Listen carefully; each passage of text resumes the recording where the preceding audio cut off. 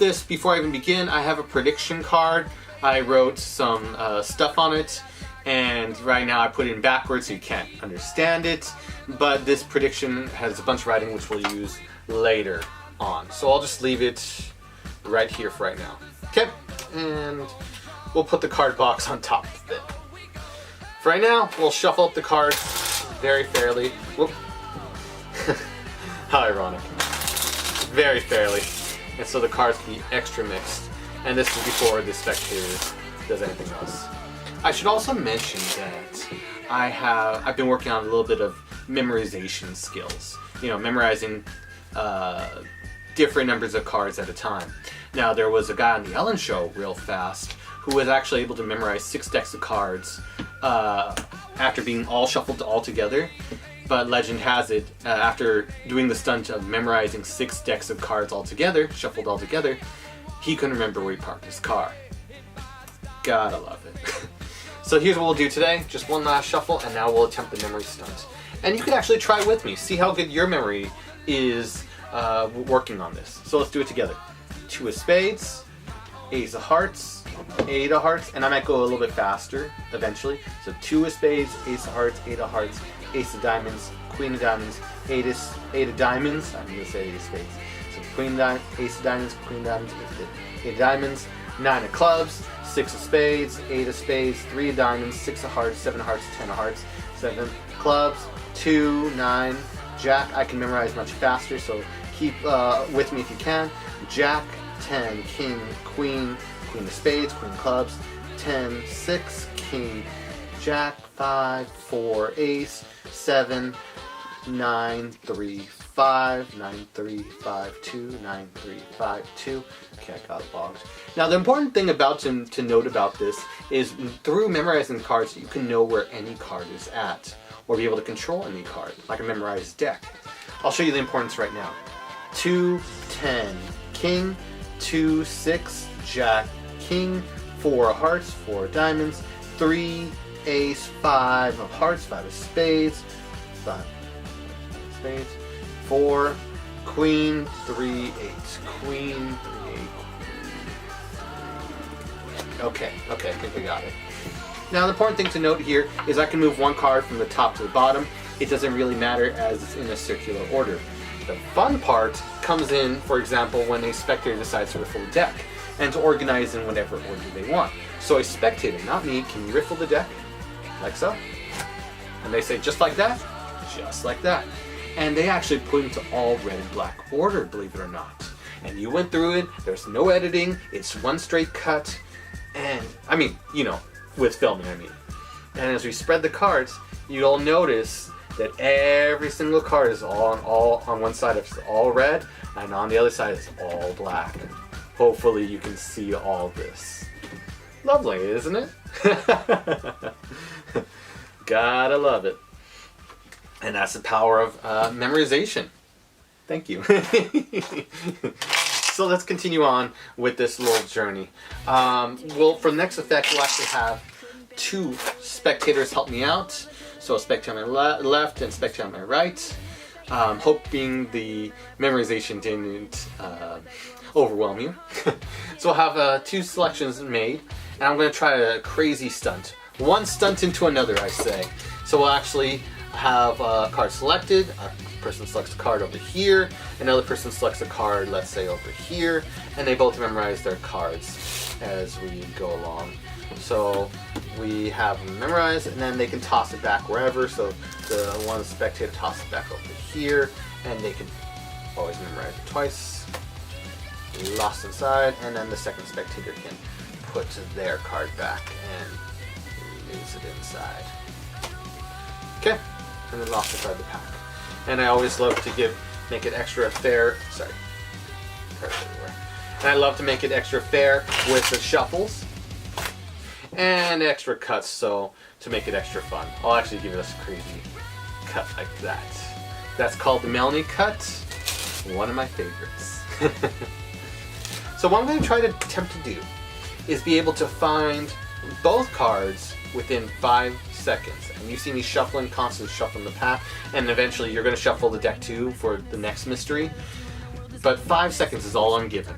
Ready, set, you can count with me. Go. 1, 2, 3, 4, 5. And I could be wrong. I could have missed. But I believe both cards are the 5 of clubs and the 10 of hearts. I hope that was pretty amazing.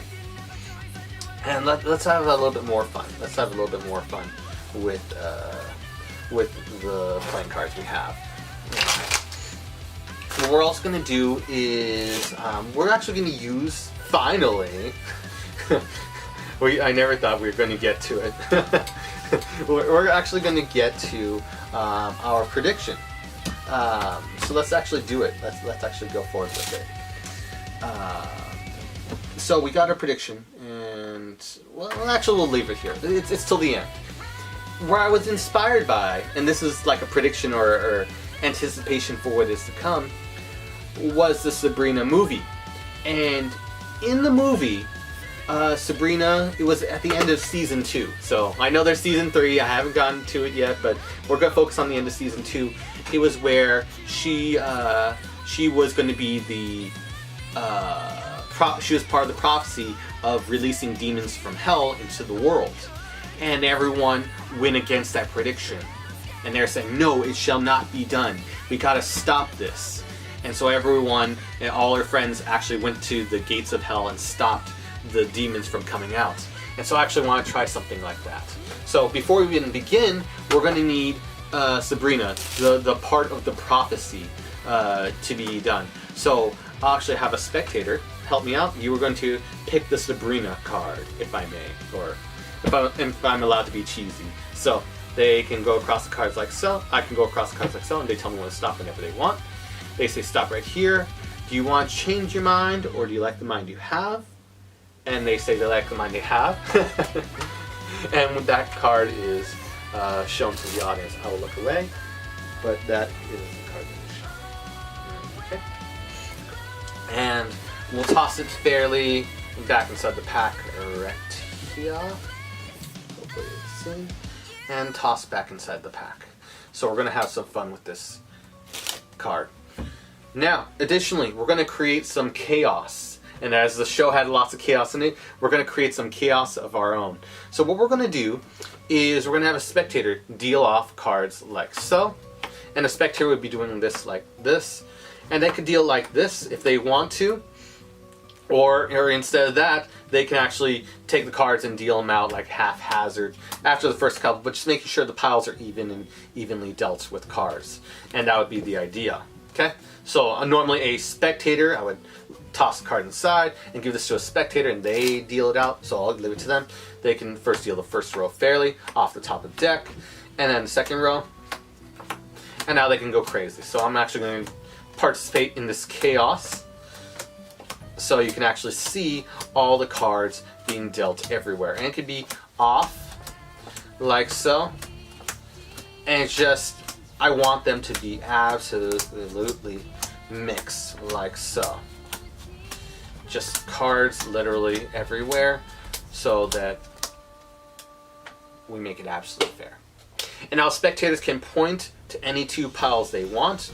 So let me first square them, and square them. So they point to any two piles. Let's just say, for sake of argument, these two. And then the spectator has full choice over these piles. So, and then we can shuffle up. And the spectator, I'm going to lay them out, and the spectator, making sure everything's fair, will actually square them themselves. Okay? So that is the first pile. Second pile will go like this. I leave it out so they can square it themselves, seeing the true interlacing of the cards. And then one last shuffle looks like so. And then this way you can see more of the cards being mixed, like so. Fair? Hopefully fair. So we can interweave all the cards together. Now, to deal out the prediction of how the future may be told, or what is to come, we're going to actually deal out 2 piles. I would have the spectator, not me. I'm going to be pretty much hands off on this normally. They will deal down 16 cards, I tell them. Deal down 2 piles, so 1 is 16 cards, face down off the top of the deck. That's 1, that's 2, 3, 4, 5, 6, 7, 8, 9, 10, 11, 12, 13, 14, 15, 16. Apologies for this being a brief dealing trick. 1, 2, 3, 4, 5. I would tell them to deal 20 cards now in this pile. 6, 7, 8, 9, 10, 11, 12, 13, 14, 15, 16, 17, 18, 19, 20. They would deal that off, and then they could just set this packet aside. Doesn't really matter. We're all good. So, so they can take the middle pile, and I would tell them to mix it for their own fun and humor. They can mix this pile in the center so it can create even more chaos. Going with the theme of chaos in the Sabrina series, which I truly love. And now it's time for the prediction, if I may. The prediction says 3 things, and hopefully the camera can read it. I'll start off with the first one. The first one says, and I'll put a close-up of this card in the end. First one says, the cards in the center, the packet in the center, there will be exactly 10 red cards and 10 black cards. Hopefully you can see this clearly. 10 black cards and 10 red cards. So let's go for it, and we can turn this packet face up. 1, 2, 3, 4, 5, 6, 7, 8, 9. Oh, I was 1 off, but it's a pretty close prediction. We can count it. 1, 2, 3, 4, 5, 6, 7, 8, 9, 10, 11. Sometimes you're off by 1, but it's still a pretty close prediction. The second prediction it says on here is the cards the cards on the side of this pile will be all red. And so let's check it out. And we can actually spread on through. I'll actually spread it on the table. Hopefully the audience can see this. The camera can catch it. This whole pile, every single last card is all red. And the audience can check this out and confirm this for themselves. And then the third prediction is that, and I can actually now show the prediction openly, the card in the other pile, the cards in the other pile will be all black except for the 2 of hearts, the spectator's card. Now I'm hoping that is your card, because if I spread on through, every card is black, all except for your 2 of hearts. My name is Dan, and I hope you have an amazing one. Thank you. My final card trick, and then I'm done with card tricks to be released in my main set. This is, what the hell did I call it? Flowers for Sabrina, because I was inspired by this routine to finish it because of the Sabrina series currently on Netflix. I haven't watched season 3, but I was inspired by the season 2 ending where everyone was trying to stop the impending doom, and then trying to stop something from happening was the inspiration for the final part of this routine, bringing everything together. It's a table routine, so you want to do this in intimate situations, and it's also like a 10 to 15 minute act, so you can just do this act and you're all set. You don't need to do anything else for which is just great. So to set up, there is just a minor setup, and let me actually get a Sharpie to do this. 1 second.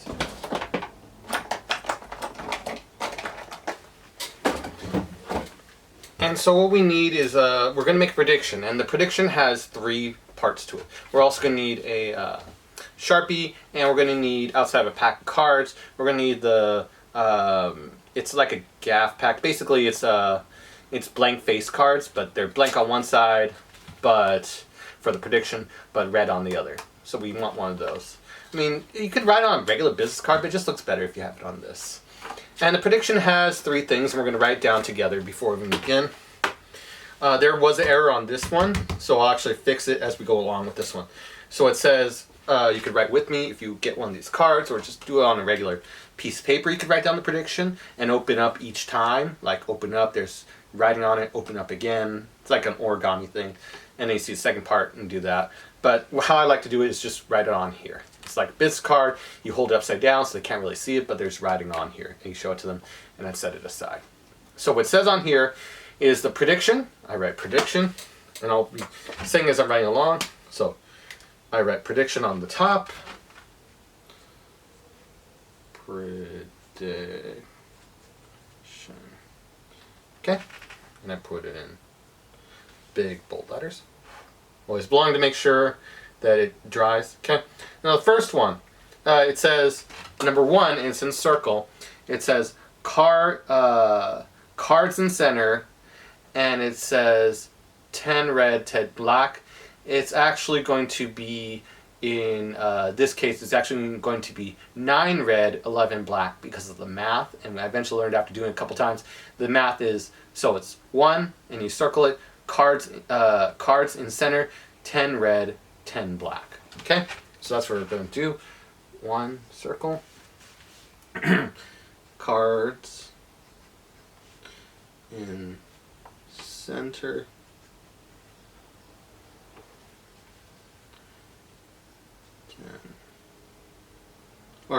9 red, 11 black. Okay. Mine isn't the greatest to clarify, but you can see 9 red, 11 black. Just generally the idea. Okay, we're just doing this generally. Okay. The next one, part 2, and you hopefully could write straighter than me. Part 2, it says, let's see, what does the second part say? It says cards in one pile, all red. So cards in one pile, all red. So it doesn't allow you to clarify. So if you misplace the packets as we go along from the performance, you don't have to worry. So cards in one pile. Cards in one pile,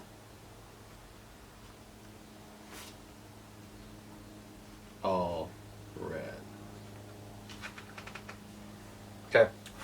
My writing is horrible. I'm going to use a different one, but just so you can get the general idea of what it's saying. So, prediction, parentheses, 1 circle, cards in center, 9 red, 11 black, and you put the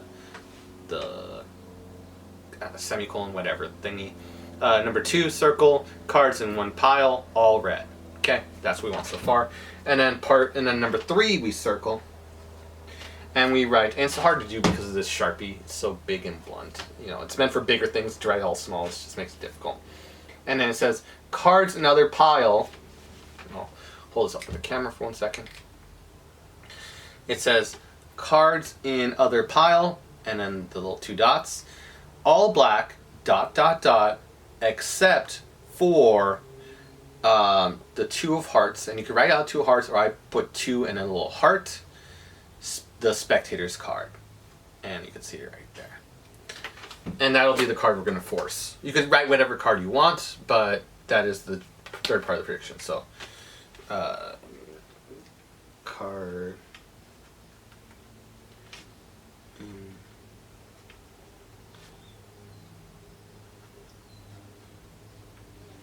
cards in another pile, all black,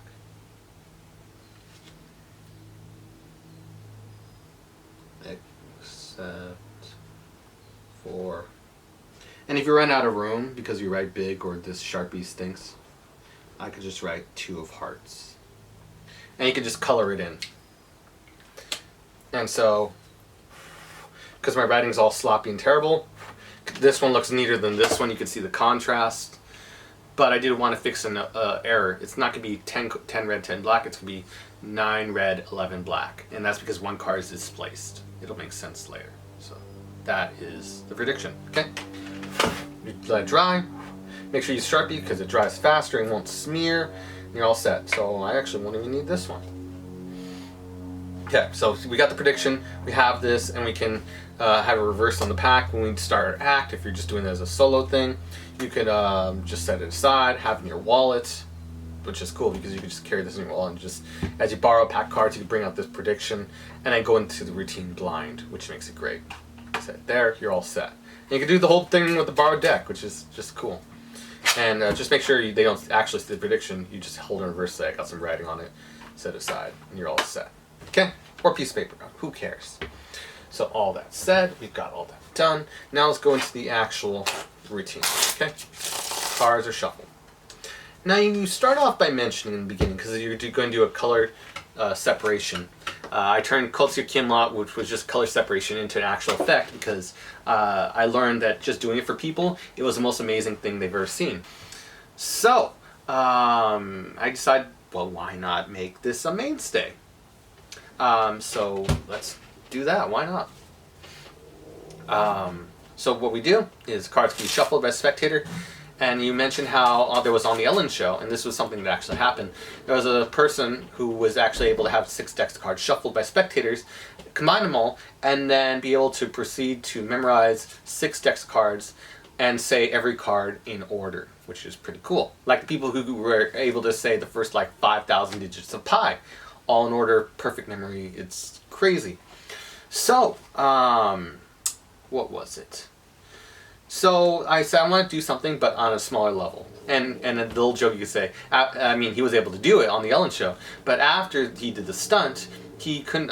Legend has it he wasn't able to remember where he parked his car, which is actually why I heard it was a true fact. And that's not part of the line. I really heard he couldn't do that. So, anyways, we have the card shuffle, and now we begin to it.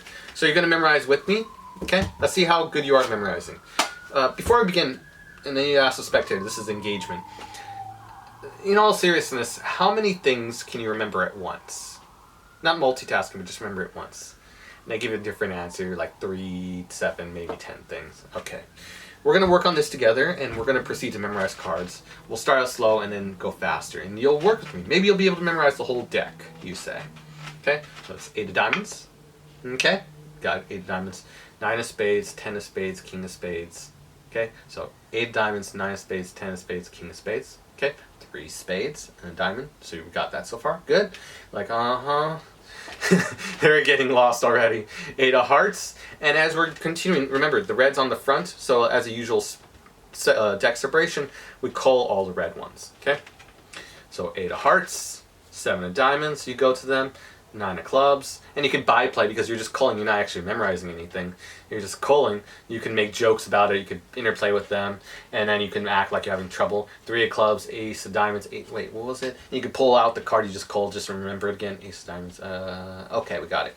Ace of diamonds, jack of spades, and I'm only at the beginning, it's troublesome. Jack of spades, jack of spades. Like you're giving subtleties that you're memorizing it. So we call that jack of hearts, 4 of hearts, ace of spades, jack clubs, and no one really notices that you're separating, because there's a contrast right here. No one notices that you're calling all the red ones underneath. Jack clubs, 7 of spades, 5 of hearts, 3 of hearts, 6 diamonds. So 5 hearts, 3 hearts, 6 of diamonds. Okay, 2 hearts of diamond. Okay, queen of hearts, and you can go faster. You can all go faster. Ace of hearts, queen of diamonds, king of hearts. So it's red, diamond. So it's all reds and diamonds. Okay. 7, 7, just remember clubs first, okay? And we keep on going along. 9, 10, 3, 10, 8, 5, 4, 3, 2, 4, 2, 5. Nearly messed that up. You can play around with them. And eventually just keep on calling, and you're talking and pattering with them. And then we go, 9 of hearts, jack diamonds, 9 of hearts. It's a lot to remember. You just adding presentation to it. 9 hearts, jack of diamonds, 10 of hearts, and then we pulled it all together. Okay? So what it should look like, and I'm going to separate out to you right now, is, I forgot to call those at the beginning. But what it should look, because I was demonstrating it, but normally it would look like this. Okay, so what we got right now is you separate all the reds into all the blacks with a top card. Now we want, if there's multiple cards on top, at the very beginning we can decide to cut to a single red card, and so we don't have to worry about this long excursion. Okay, but let's say the case that we just got into this situation and we didn't fix it beforehand. You say, it doesn't matter if I take a couple of cards, like a long string of red cards, and put them on top, because they're all in a circular order. And it makes sense, because they're just like, even if you cut the pack, it doesn't matter because they all go around. Yeah, if I memorize them, the start is like a chain to them, and people get it. And if you're confident, people get it. It's like getting away with bloody murder. Trump. Anyways. So as we go along, so we've cut it, and now we've cut the last red card, which was right here. Say it doesn't matter if I move one card from bottom to top because it's all in a circular order. Okay, I want you to hold on to these cards, okay? Or I just hold them like by the edges. So the work's already done, now it's just presentation time, which is great. Okay, now we want to set it, you just say, now we want to set it to a particular order. Now it could be like all four of a kind, we can do, you know, reset back to original type order, but I want you to help me out. Can you actually, and you go to Spectre, can you actually riffle just the pack? Just riffle it, and we'll set it to whatever order you go for. So they riffle it, or they riffle it, or riffle it, whatever they do. Say, oh, that's interesting. Look at it. Looks like you set it back to a more simple one. All reds and all blacks. So yeah, now the cards are all separate and all reds and all blacks, believe it or not. They go, no way. Yeah, really. Yeah. They go, no way. Yeah, and then you can do a fan, and then you can show, or spread on the table. Yeah, you separate into all reds and all blacks. And then their jaws just drop, which is pretty crazy. They start laughing hysterically, and they're just crying Bloody Mary. And they say, of all the things I did, this is the most amazing thing. And it's extremely simple. It's just with a lot of presentation, so what can you do? So that's part one. There's 3 parts to this. Part 2, we're going to use the integral, or the centerpiece that makes all this routine, the part 2 and 3 possible, is relying on a false shuffle. And I choose to opt for because I don't usually have a table, I'm doing all this standing normally. Outside the third routine, I usually just do part 1, 2 if I'm standing. Part 3 is if I have a table. I'm usually just doing the Manfred Shuffle that was featured in And Then Some by Dan and Dave. Great DVD. I suggest buying it. It is one of the greatest DVDs ever, and OMG, buy it. Okay. All that said, so the false shuffle looks like this. If you want to learn it, go there, buy the DVD, but I'll just cover it very, very briefly out of respect for them. Just buy their DVD and learn it. It's a great shuffle. So we riffle off, and I'm going to have my own take. I actually have my own take on it, so I could go into a little bit more description on it. Just a little slight take on it. So I riffle off, and that's what we do. Because if you're riffling, actually going to riffle deck, you riffle off half. Like bridge shuffle, you do this, and then you shuffle the pack together. Okay, that's what it normally looks like. What Dan and Dave do is they riffle off, and then as they're coming together, they let off the whole stack except for 2 cards, and then they let 1 card flutter. I actually got 3 cards. Doesn't really matter, but let's just say for the sake of argument. They let 1 card flutter from the right hand. It only has 2 cards, and they do this under an angle. And then they riffle off the rest of the deck, doing that riffling sound. So you can see this. This is what it looks like. Riffling off 1 card. God, this is so difficult. Okay, riffling off 1 card. And riffling off and giving that fluttering sound. Combine both, and then do a in the hands card spring. Make it seem like all the cards are shuffled. Okay? Now, my take on it is I'm just like here, and I just let off a bunch of cards. I don't even, like, you just need enough for clearance. And I take off like 10 cards remaining. It doesn't even matter at that point. You just want to mimic the sound, and you got a couple of cards. And you don't even have to, you can, makes it easier to have depth illusion of it. And then we just, you do the same thing. You can see a bunch of cards here, so it looks like they're getting shuffled, and then do the same riffle. And you get the same illusion. Which is pretty cool. I also tend to do it weirdly because I tend to shuffle, just complete the shuffle like here. I tend to do it right here, but in the original version, they tend to shuffle it in the hands like so. It's not actually how it sounds, but no one could really tell the sound right now. No one really cares. They just want your deck shuffled, and you do it on and offhand kind of way. And then you just go, pretty cool effect, huh? And then everyone kind of sees it, but no one's actually paying attention. You don't draw attention to it. You just casually do it. And so let's continue on with our next spec. Sounds good. You're looking at them. Eye contact is there. They hear the cards being shuffled, so you're all good, while maintaining the whole deck in all color separated order. So those are my thoughts on it. Practice it. It's amazing. Again, one last time. Bunch of cards. I don't use just 2. There. And then combine them both. There you go. I gave a brief explanation because, again, I respect Dan and Dave. I love them to death. And I really would encourage you to buy their DVD. It's so cool. Free sponsorship. I'm not associated with them. They're cool. So we've done the shuffle once, and then we say, okay, we're going to try something else. Okay, here I'm going to try something amazing. And because we did a color separation, now they're fine with a pick a card trick. It seems more logical, and you're also going to build into a stun, which adds more depth to it. I'm going to go across the cards like this. Just tell them when to stop whenever you like, and you want to draw them in the center of the lower pile and the upper pile, and making sure which one is which. Or you can just have a card selected. So just be conscious of where they select the card. Here, can you take one out and you have one in the upper pile? Because of coronavirus, you might want to opt for different alternative methods. But I'm just explaining the way I originally did it. So they touch one and they peek this one. Okay, sit down, boom. Okay, so that spectator selects a red one from the red pile. Second spectator selects a lower one from the lower half over here. And this is a little black card. Cool. So now what we do is we say, okay, now I'll want you to toss your card back, and you can actually just cascade them, and actually drop the red card into the black pile. And now you cascade them again, and just say toss back, and you toss the black card into the red pile. Okay? And it's easy. It's fun, it's easy, and now you already know where the cards are. Even though you don't know what they are, you know where they're at. And you can find them instantly, and then find what they are. So, that's cool. And you toss it back, and then you can do the casually, so they're lost inside the pack, and lo and behold, we're going to lose them even further with another shuffle. And we do another Manfred shuffle. It's not only under medium scrutiny, because the audience knows that they're being shuffled. And then there you go, and complete the shuffle, and you're all good. Okay? The audience is convinced, even though this is the current situation. Which is beautiful. Shuffle it up, like, okay, they're lost inside the pack. Now here's what it's going to do. And technically they are. It's just a color separated deck, so you instantly know where they're at. So you're not technically lying. Anyways, so you say, I'm going to try something crazy. What I'm going to attempt to do is find both cards within 5 seconds. It's not an easy feat, and I'm just going to go off guessing. And the cards shuffled, lost inside the pack. We're going to try this out. Okay? 5 seconds. You ready?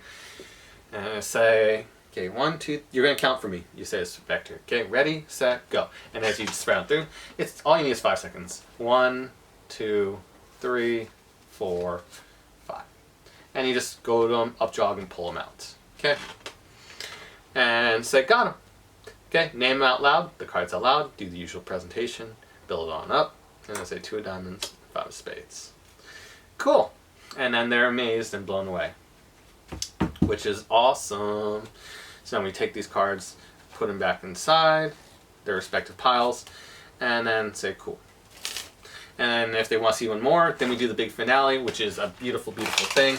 And we do the false shuffle again, further confirming that the cards are mixed.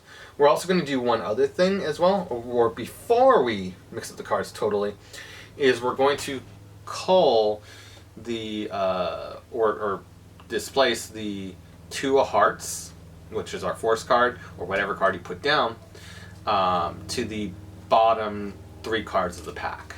Okay? Yeah, I'd like to say like the bottom 3 cards. Not on bottom, but just near the bottom. Okay?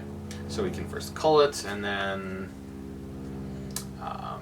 you can maybe do a slip cut into there. Be creative. There's a couple methods. I can't remember how I do it in the usual performance. I just control to the top. There was another way I did it. I control to like 2nd or 3rd. I control to like 3rd toward the top. And then I just say, okay, now instead of doing a usual pick a card trick, I want to try to do something different. And then I'm writing the culled card I culled the 2 hearts from the top, the 3rd card from the top. Now I cull it to 2nd or 3rd from the bottom. And now we're all set. Okay, that's what we want. And now we're going to use prediction. You say, now we get to use the prediction. Cool. Prediction is only used for the 3rd routine, so if you don't get up to the 3rd routine, this prediction has no value whatsoever. Let me set these cards aside. So now we say cards have been shuffled. You've shuffled them multiple times. Okay. Doesn't Manfred shuffle look so good? It's so wonderful.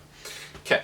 So now we say I'm going to have you deal out the cards. Okay. And we're going to make a prediction. Now here's the idea. It's like watching the movie Sabrina, from the Netflix series. Okay, it was the end of season 2. I know I haven't caught up on season 3 because everyone's going to trash you on not watching season 3. I haven't watched it yet. I'm sorry. The end of season 2, Sabrina was trying to avoid bringing hell on Earth, where the demons were trying to escape from hell and the friends were trying to stop it. And that inspired me, and this is a true story.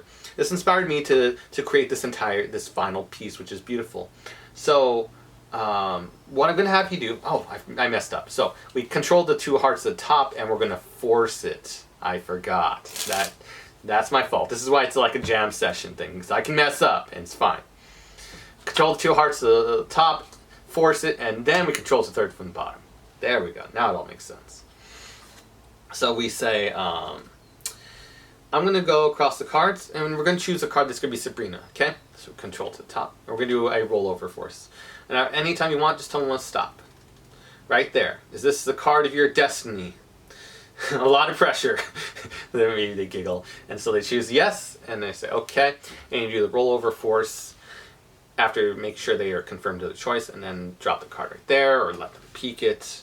Whatever, that's the 2 hearts. Okay, doing the rollover force. And the rollover force I've already covered, but just tell them to stop there. You use one of your gag lines. Do you want to go a little further, a little back, right there? Or the classic, do you want to change your mind, or do you like the mind you have? And they giggle as they say, I like the mind I have. And then you roll over the cards on top. So you roll it onto the fingers right here.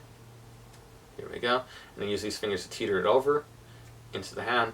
And we extend the hand, come forward. This hand relaxes and deal the card. And they get the force card without even knowing it. Okay? So they see it, they get it, they learn it. Okay? So this is going to be Sabrina in this whole situation. Or like a similar situation. And we have a prediction of the Eternal Damnation, which was in the series, leading up to the series finale, of what's going to happen. And you can pull it upside down and show it. Okay? There you go. So now you put the card back inside the pack, show it, and then cull it to 2nd or 3rd from the bottom. There we go. So right now it is right here. And so we got all the red cards, all the black cards, and now we're all set up for my take, or my streamlined handling of Harry Lorraine's Out of This Universe. I was going to say, originally that was going to title this routine Out of Sabrina's World, but it makes sense, Flowers for Sabrina, combining my thoughts and inspiration from that, and from the book Flowers for Algernon. Flowers for Algernon, Flowers for Sabrina.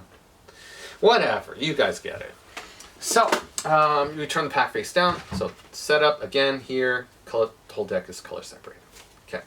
So you mentioned I'm going to first set up the situation to make it totally impossible. So what I want you to do is deal out 4 piles, okay? And it could be any 4 piles, and then deal cards on top of them. And after those, or like even, it doesn't even have to be there. It could be after that, you can just deal out however you want. After the first 4, you could deal right here, here, here, here. You could deal out a couple here. Just make sure they're relatively even, okay? Please, thank you. And you can get all these cards. And as long as they're above the top 26 cards, or top 25, because there's 1 red card in here, you can actually just shove them in here. So you can see red to red, shove them in here, and you're all set. Hand off spectator, and they do it. So I'm going to be haphazard with this. 1, 2, 3, 4. And they're doing this, not me. And then they're dealing like this.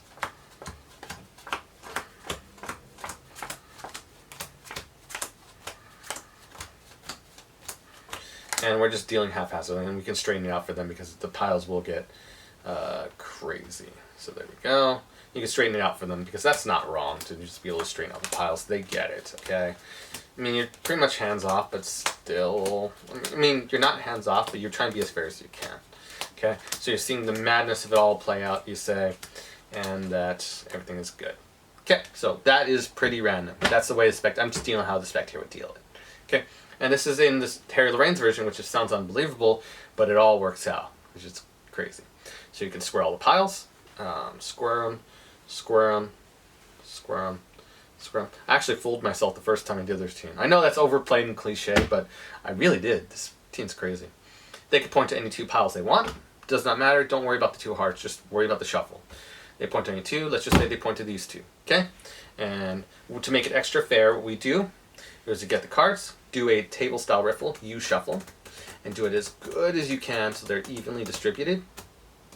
There we go. Doesn't have to be perfect. Don't worry. Just like this. You spread them out like so they can see it, and the spectator interweaves them. And then we square it on up. You say, good, good. Take these two piles. Believe it or not, it's going to work. Shuffle them into each other. And the spectator feels like they shuffled the cards because they got to be part of that weave. And this is an idea from Juan Tamariz and Danny de Ortiz. So push them together and do all this. Square it on up. And then we take the two piles and shuffle them together. Now what's great about this is I streamlined it because in Harry Lorraine's routine he did an extra deal and then shuffled them together, which was quite unnecessary.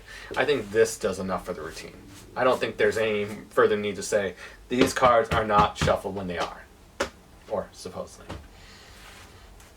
And surprisingly, just a little heads up for what it looks like. You don't do this, but I'm just showing you what it looks like. Even after all the shuffles, this is what it looks like. It's pretty much color separated already, which is great. And even with the outlier, it all works out. The outliers right here and right here, it all works out. You'll see why in a second. We now say to the spectator, okay, now you're going to deal out how the whole situation plays out, believe it or not. It's all going to be predicted by this card right here. So now we make it logical. Why are we doing all this? It's going to be all predicted by the premonition or the foretold prophecy of what's going to happen is right here. So I want you to deal out, what was the situation? 16 cards. 16 plus 16 is 32, and plus 20 is 52, but you don't say it's spectator. You just say deal down 16 cards. 1, 2, 3, 4, 5, 6, 7, 8, 9, 10, 11, 12, 14, 15, 16. They deal down 16. Then they say deal one more pile of 20 cards. 1, 2, 3, 4, 5, 6, 7, 8, 10, 11, 12, 13, 14, 15, 16, 17, 18, 19, 20. And you can set the rest pack aside. Okay? Now, in the original version, he just said, I'll tell you when to stop, but I want to be more fair in case they do deal 2 cards, and so they can be specific. And they'll see why, because the prophecy is right here. We got it. Don't worry. And you can even hand these cards as the spectators to shuffle. Okay? And they can mix them up. It doesn't matter. Okay? Now, the prophecy. We've all been waiting for it to make this whole thing make sense. We now reveal a prediction. The first one, as we did before, and we predict all of it. Prediction, cards in center. There are 9 red, 9 black. Now, even though they dealed it out, they're going to check this again, and they won't believe it. They count out every single card because they just don't believe it. So 1, 2, 3, 4, 5, and we're not done. Part 2, we say cards in one pile. The spectator can read off the second one. Cards in one pile, all red, and then you can turn it over. And you show all red. Boom, that hits them really, really hard. And then part 3, cards in another pile, all black, except for the 2 of hearts. They could read this themselves. And we turn over, all black, except for that 2 of hearts. Show that. You got a lovely image. You got a nice display. Got the prediction right here. And that is a great closer. I do not know many routines that could beat this. You rock their world, and they get a huge, hopefully, standing ovation for this. That is Flowers for Sabrina, parts 1, 2, and 3, all combined into one routine with a prediction that makes logical sense, and it works, and everything's just great. I don't know what more to say about this routine. It's just wonderful. The whole deck color separates itself, and you get the selection, and I don't know. I just hope you enjoy it. It's one of my top 15 routines. I do in intimate situations. You want an act? Here you go. Parts 1 and 2 don't need a table. Part 3 needs a table, but it's a great finish. Hope you enjoyed it. My name is Dan. I hope you have a good one.